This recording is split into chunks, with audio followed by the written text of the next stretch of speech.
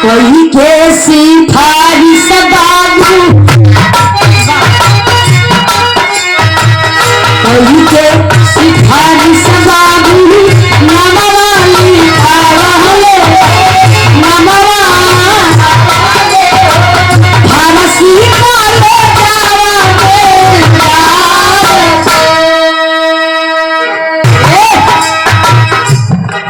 रामगिराव चरौरी विनती कोई के बाबा साहब का फारसी कॉलेज में दाखिला करवा दिए, मतलब नाम लिखाई गए, एडमिशन हो गया। अब बाबा साहब वही स्कूलिया में लगला खुशी में उछल उछल के नाच रहे, मेरा दाखिला हो गया, मेरा दाखिला हो गया, मैं पढ़ने जाऊंगा, मैं पढ़ने आऊंगा, खुशी में उछलने लगे। और बाबा साहब को उंगली पकड़ के बाबूजी, एक पिता जब चलता है तो बेटा उसकी दूसरी उंगली को पकड़ कर चलता है।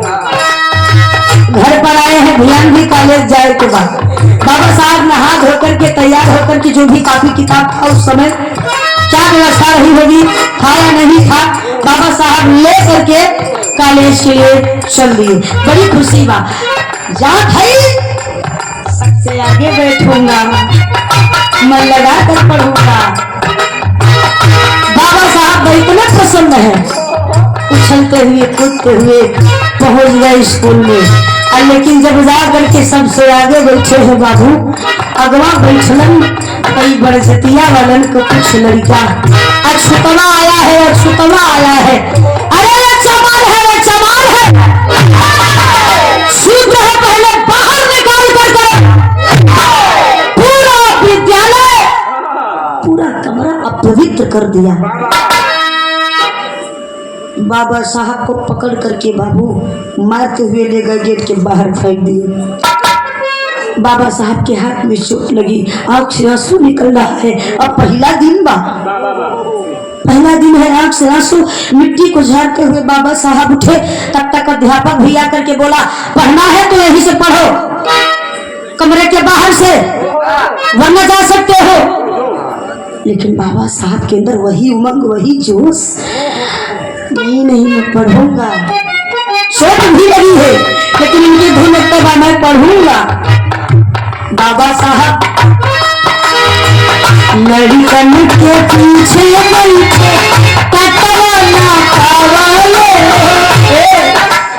बाबा साहब सोचल कि कल दूसरा दिन हो, कल सबसे पहले आऊं, कल सबसे पहले आऊं, टाट पट्टी पाग जो व्यवस्था हो रही होगी उस समय। बाबा साहब सबसे पहले आए, कमरे में दाखिल हुए, लेकिन यह कह करके बाबा साहब को दोबारा फेंकवा दिया गया कि तुम अछूत हो, तुम शूद्र हो, तुम चमार हो, निचली जात के हो, तुम्हें टाट पर बैठने का कोई अधिकार नहीं है, अगर पढ़ना है तो घर से लेकर के आओ। लड़कन के पीछे बैठे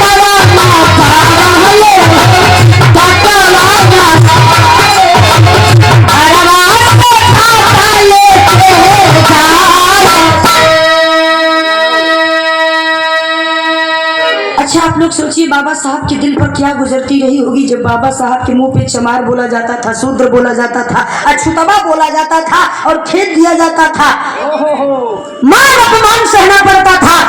आजकल अगर हमारे आपके साथ ऐसा हो जाए तो मार हो जाए, लेकिन कितनी यातनाएं बाबा साहब को सहनी पड़ी। बाबा साहब को प्यास लगी तो आम बच्चों की तरह बाबा साहब कुएं पे जाकर के पानी नहीं पी सकते थे, बाबा साहब के जाने पर रोक था।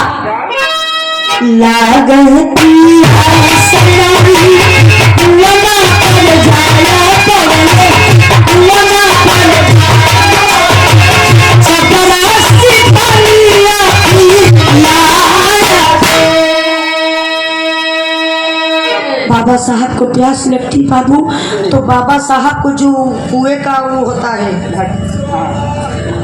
चौतरवा होता है, जगत जिसको कहते हैं, उस पे चढ़ने का हक नहीं था। तुम अछूत हो, तुम्हें पानी पीना है, जगत के बाहर रहना।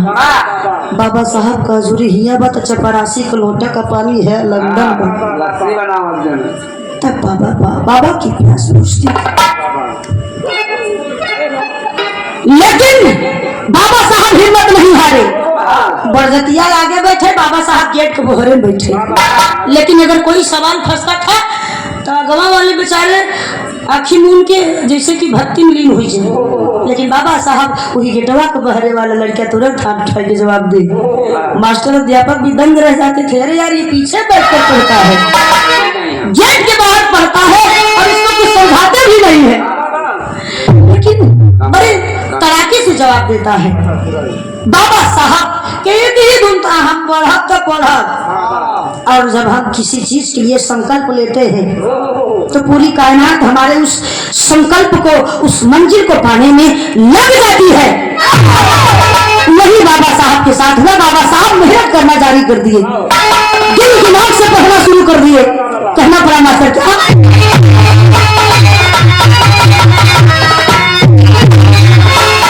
धीरे धीरे समय बीतता, वैसे उम्र भी बढ़ता। बाबा साहब हाई स्कूल इंटर पास किए, और जब पास कर लिए तो रामजी राव बहुत प्रसन्न है कि मेरा बेटा अव्वल दर्जे से पास हुआ है, अब बेटवा के पढ़ाऊं। रामजी राव की छाती छोड़ी कि जितना नहीं सोचा था मेरा भीमराव उससे भी कहीं आगे, और जितने उससे कॉलेज के बच्चे हैं सबसे पढ़ाई में मार्कशीट में नंबर 1 पर है। गीत बदल गई, अरे पिया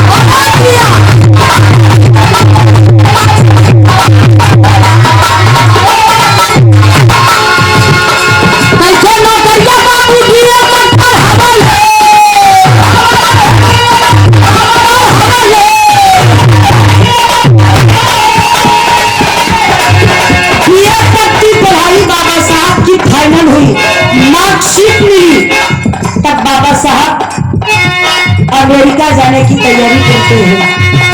अरे भेजी के अमेरिका पिया चाबी का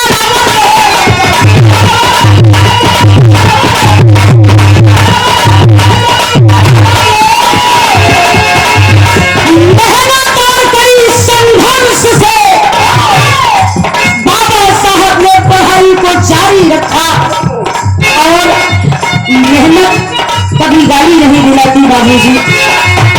बाबा साहब ने मेहनत किया, संघर्ष किया। बाबा साहब वो गरीबी झेलते थे।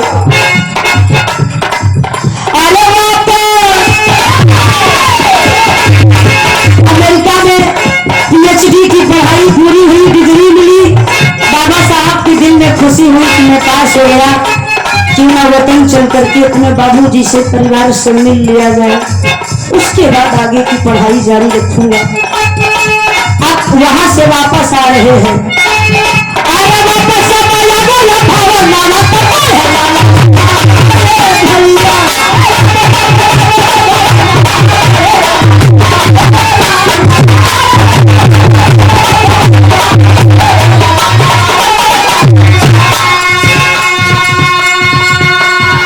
बाबा साहब अमेरिका से वापस आए। कुछ दिन अपने परिवार के साथ दिन बिताए, रात बिताए।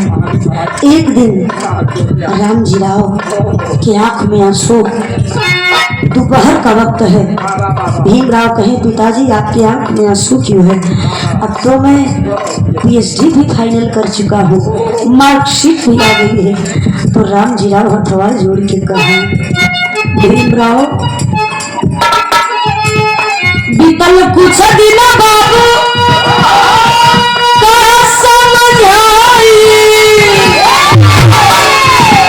अब नहीं बेटा हम सकब पढ़ाई।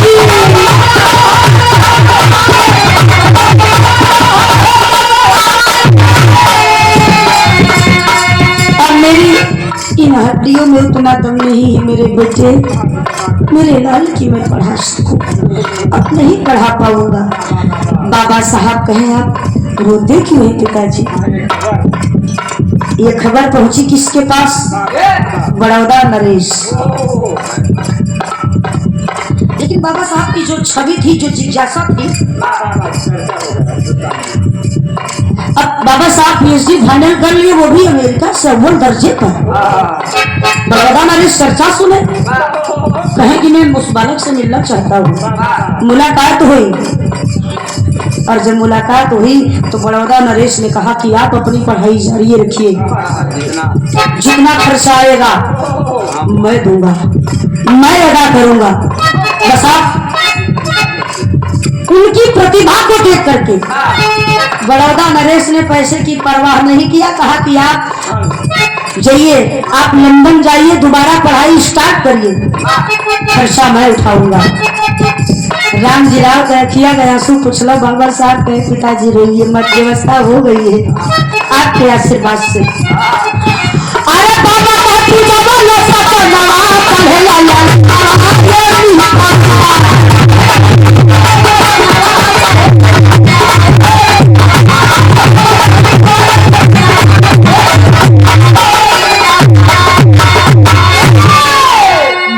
हमारा आखिरी होगा, लेकिन गौर करेंगे। बाबा साहब खुश हुए और लंदन में दोबारा पढ़ाई जारी रखने के लिए चल पड़ते हैं। बाबू कैसे मास्टर बदल गए भैया से तुम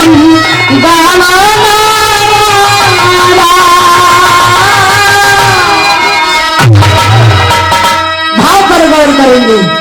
अरे गईले दीवारा बाबा हो लंदन का सहारिया,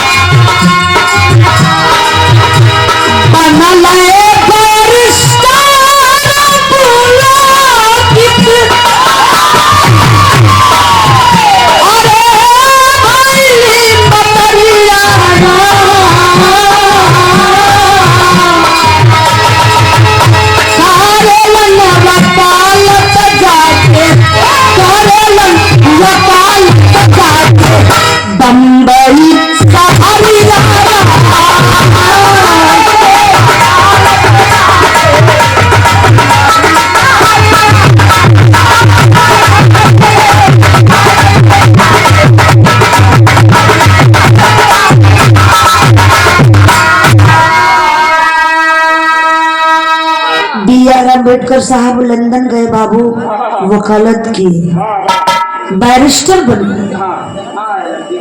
LLB LLM बारटला ये डिग्रियां मिली। और उनकी डिग्रियों के बारे में आपको भी पता होगा, 32 डिग्रियां थी।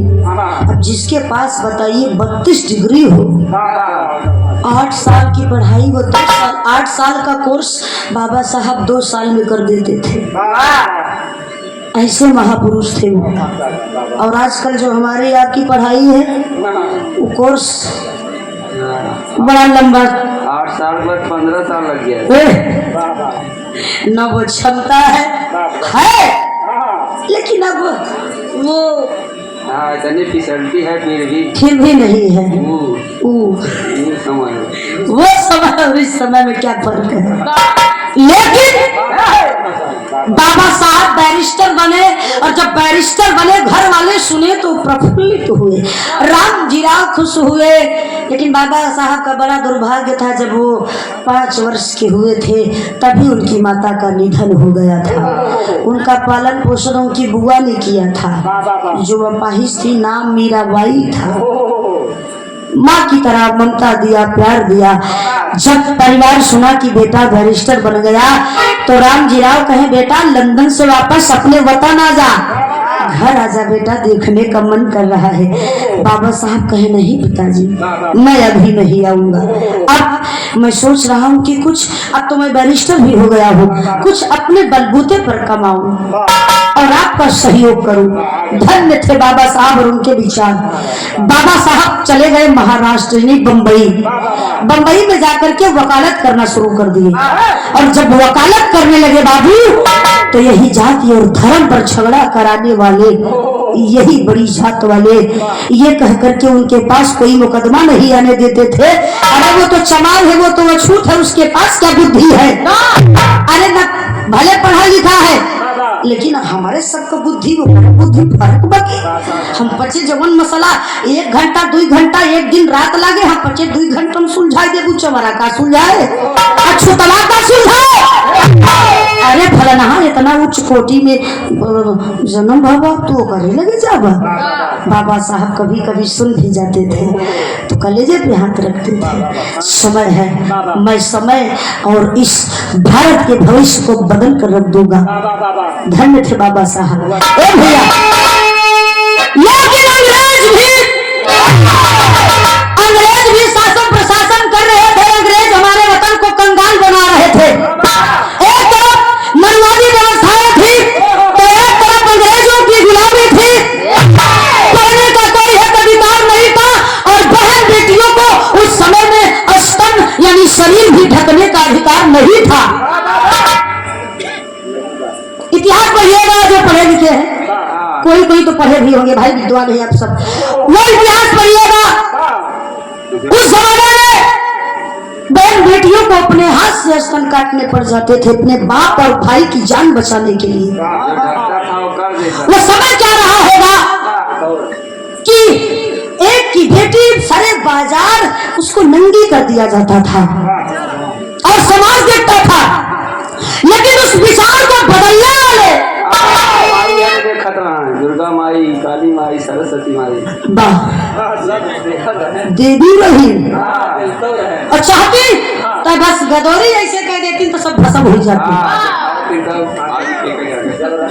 लेकिन रामायण महाभारत में दिखावा था कहीं बिचवे सगीजा नहीं करे। भोलेनाथ की तेरी अखियां नहीं खोले। अब भोलेनाथ की तीसर की अखियां खोल देते हैं तब वेद कहता है ब्रह्मा विष्णु पैदा भर तब आदि शक्ति के मतलब तीसर की अखियां रही। सुन रही है तो हम बतावत है। ए भैया तो आदि शक्ति कहाँ है? बेटवा हरा हम जवान कहा करब। ब्रह्मा विष्णु महेश कहाँ? हाँ माई करब। आदेश कर माई, आदेश कर तू हमारे माई हो करब। आदि शक्ति कहाँ? बेटवा देख जे हमारे साथ है, जो मेरे साथ संभोग करेगा ब्रह्मा विष्णु महेश सब देखा माई अपने बेटवा से कहता। आदि शक्ति कहता है हमारे साथ ऐसा करवा बेटवा तो अपन तीसर की अखिए तो गई दे। विष्णु जी कहे नहीं माई गलत बात बा। माई हो तू, जन्मदायिनी हो, जन्मदायिनी हो, खबरदारी क्या बकत हो।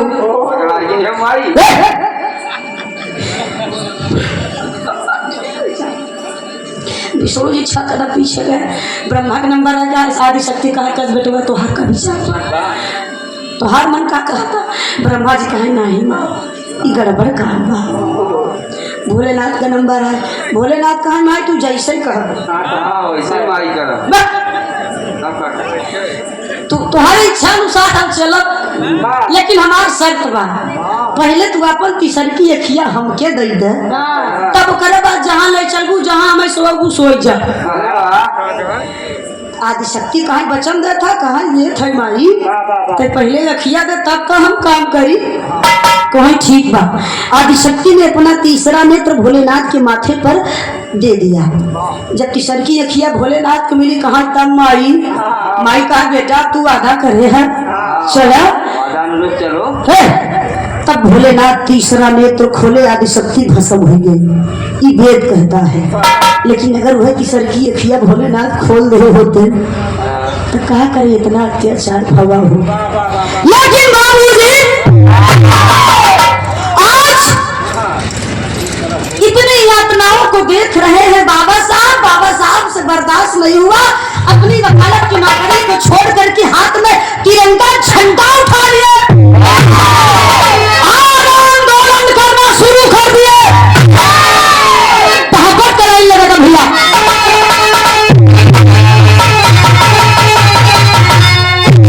छोड़ नौकरी झंडा लिए उठाई शेर घुसी आई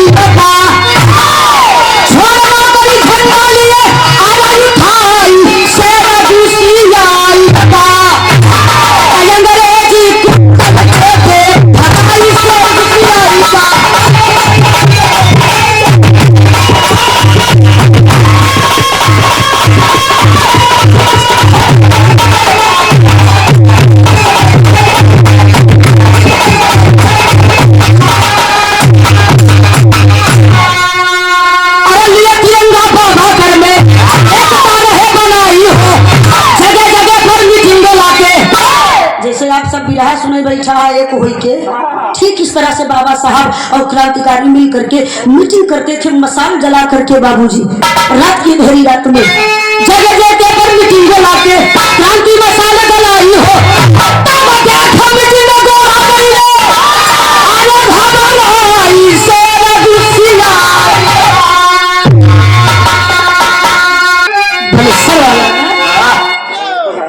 वाह किसे अरे धिक्कार भैया अरे देखो मीटिंग को आ गई है हमारी सर्विस आई बा अंग्रेजी इनका दुकान ना रहे पगाई सर्विस आई बा।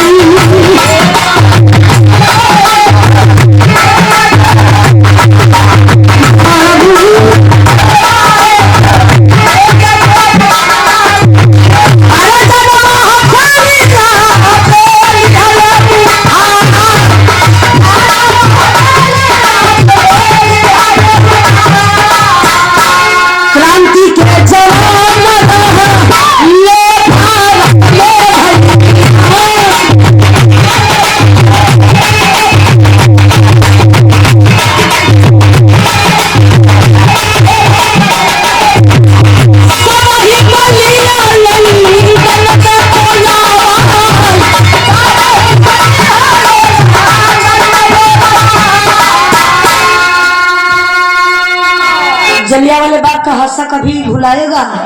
हजारों लोग मरे थे, इतनी फायरिंग हुई, वो भी कमीना जनरल डायर ऐसा पापी था, अंग्रेजों में दया नहीं होती थी ये भैया हो।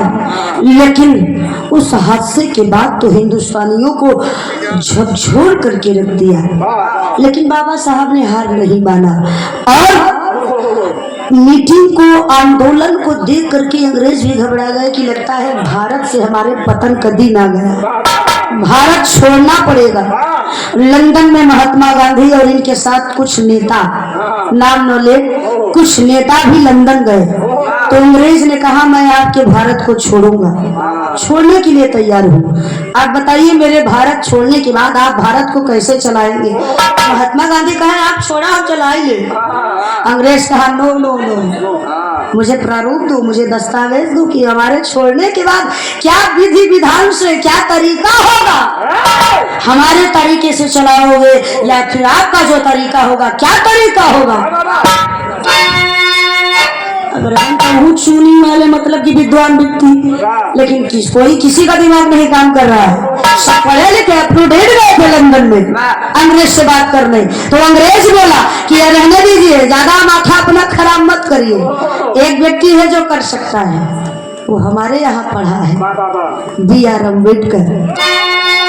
बाबा साहब को बुलवाइए, अगर वो हमें संतुष्ट कर देंगे तो हम मान जाएंगे। भीमराव के पास खबर आई, बाबा साहब लंदन गए, बाबा साहब से अंग्रेज ने कहा हमें पता है कि तुम कर सकते हो, तो बाबा साहब ने कहा आप बताइए हम क्या करें। अंग्रेज ने कहा हमें दस्तावेज चाहिए, प्रारूप चाहिए कि हमारे भारत को छोड़ने के बाद आप कैसे क्या तरीका होगा कि भारत चलाएंगे। तो बाबा साहब ने कम समय था इसलिए एक शॉर्टकट में 24 घंटा में एक दस्तावेज तैयार किए, अंग्रेज को दिए। जब अंग्रेज देखा तो अंग्रेज हंसा और कहा कि मैं जानता था भीमराव के सिवाय भारत का कोई भी नेता ऐसा नहीं है जो ये कर सकता था। और अंग्रेज को बोले हम तो समझाई देते ऐसे, लेकिन अंग्रेज अगर भजन कहा खोल देता हम तुम्हारे भजन को सुनना चाहता है। अंग्रेज हम तुमसे बात करना चाहता है, क्या तुम भी हमसे बात करोगे? विशाल छोड़ दे हैं लगातार, मतलब इतनी बात रहा क्योंकि मजे तान लेकिन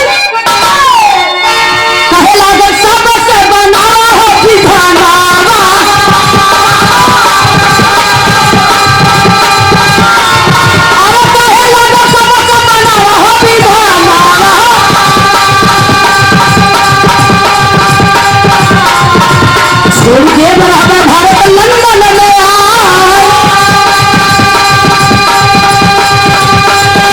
भारत संविधान बाबा साहब का नाम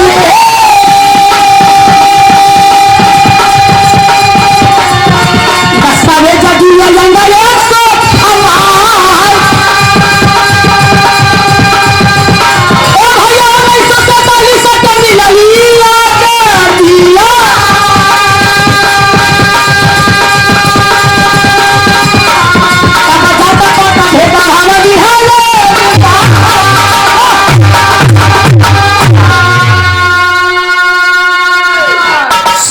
के बाबा साहब लियार भैया संविधान को पूरी तरीके से बना 2 वर्ष 11 महीने 18 दिन में पूरा संविधान बना। और संविधान बना 1947 को भारत हमारा आजाद हुआ। और जो संविधान लागू हुआ लियार भैया तो क्या पता बा 26 जनवरी 1950 को जिसे गणतंत्र दिवस के रूप में मनाया जाता है। हमारा संविधान लागू किया, पूरे भारतवासियों के चेहरे पर मुस्कान आ गई थी। नोटे पर छपा है गांधी जी। देखा जैसे होया गांधी नाराज मत होया। गांधी जी अम्बेडकर जी को देखकर बहुत जलते थे, बहुत जलन थी।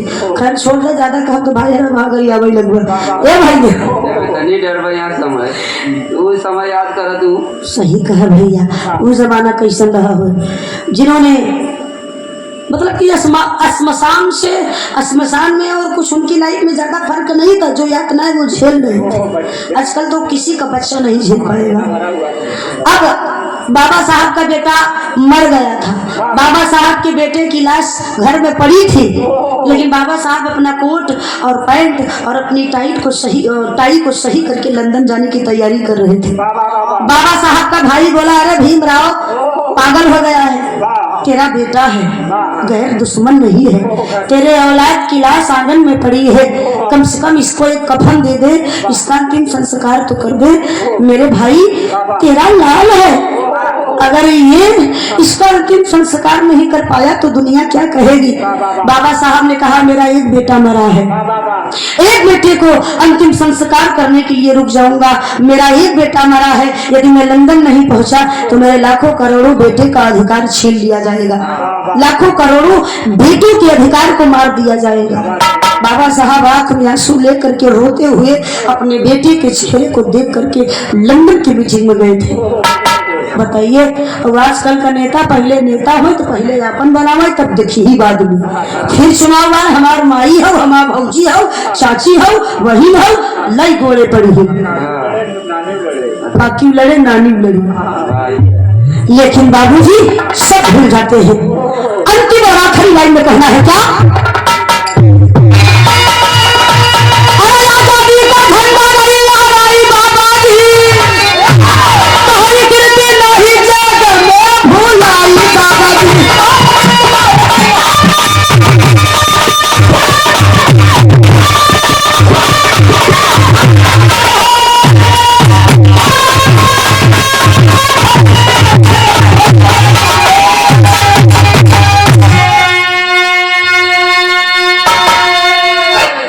छूत के भेदभाव को मिटाने वाले, हमें अधिकार दिलाने वाले ऐसे महामना को, ऐसे महान आत्मा को, महापुरुष को हम सब की ओर से कोटि कोटि नमन है। अगर बाबा साहब न आए होते, ना आए हुए होते, ना जन्म हुआ होता तो शायद हम बचे, हम आज भी गले में हारी, पैर झाड़ू बांध के टहरी और गुलामी ही झेलते। और यदि आप लोग नहीं बदलेंगे इतिहास तो देख लीजिएगा वो दिन दूर नहीं कि फिर गुलाम न होना पड़ जाए। बाबा साहब का कम माना, लेकिन बाबा साहब की जो बातें हैं उनको फॉलो करिए, उनके दिखाए हुए मार्ग को पकड़िए। और खैर आखिरी लाइन में कहना